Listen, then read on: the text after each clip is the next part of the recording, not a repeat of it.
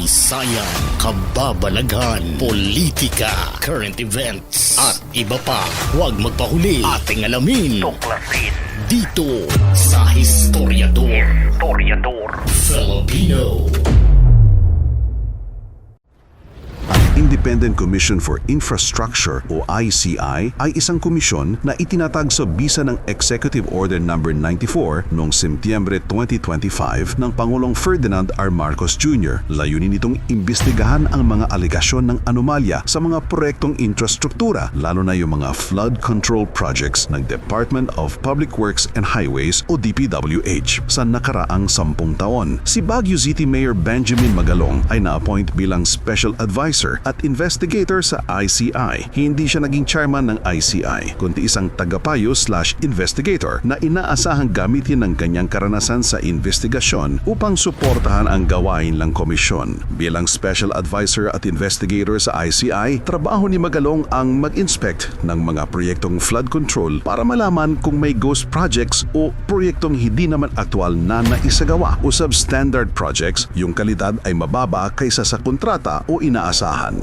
Feasibility studies, technical plans at mga engineering specifications para makita kung may kulang, mali o hindi naaayon sa kontrata. I-report ang mga natuklasan sa Pangulo at sa publiko, kasama na ang mga rekomendasyon kung sino ang mananagot nito. Ilan sa mga paglabago anomalya na kanyang natuklasan batay sa kanilang pag-aaral at investigasyon, may mga flood control projects na walang ipinakitang plano para ma-assess ng tama ang proyekto. Mga proyekto na mahalang presyo ng mga materyales ngunit may substandard na gawa. Halimbawa, mga flood control dike, riprap sa La Union. Sinabing marami sa mga proyekto ng flood control ang hindi malinaw kung anong uri ng istruktura ang ginawa at may mga proyekto na magkakaibang lugar ngunit parehong kontrata at halaga na kaduda-duda. Setyembre 26, nagulat ang lahat ng bigla na nagbitiw si Magalong bilang Special Advisor/Investigator sa ICI. Inilad niyang dahilan nito ay posibleng conflict of interest dahil siya ay mayor ng Baguio at kasabay na nag-iimbestiga sa mga proyekto sa ilalim ng pamahalaan. Binigyang linaw din niya na wala siyang nakita actual na conflict, ngunit nag-resign upang maiwasan ng speculations o anumang tanong hinggil sa pagiging patas ng investigasyon. Kaagad na naglabasan ng mga spekulasyon kung bakit siya nagbitiw sa pwesto. Ilan sa mga ito ay pressure mula sa publiko o media dahil sa mataas ang expectations. May haka-haka rin na baka gusto niyang unahin muna ang pagiging mayor ng Baguio kaysa magbahagi ng oras sa nasabing investigasyon. May nagsasabing mahirap pagsabayan ng dalawang responsibilidad, lalo na kung may legal o ethical implications. Gayunpaman ay nililinaw ni Magalong na walang conflict sa kasalukuyang administrasyon kung bakit siya nagdesisyong iwanan ang kanyang pwesto. Pakiramdam ng iba ay tinalikuran ni Magalong ang sana ay kanyang obligasyon habang hindi pa natatapos ang investigasyon upang malaman kung sino-sino dapat ang mga mananakot sa nangyaring nakawan sa kaban ng bayan. Wala pang ipinalabas na pangalan ng palasyo para pumalit sa pwesto na iniwan ni Magalong.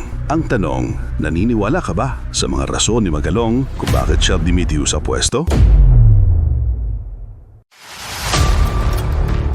Kung gusto nyo ng mga ganitong klaseng videos, panoorin, pindutin ang notification bell, mag-subscribe at i-share sa mga kaibigan. Maraming salamat po. Hanggang sa susunod dito sa Historiador Filipino.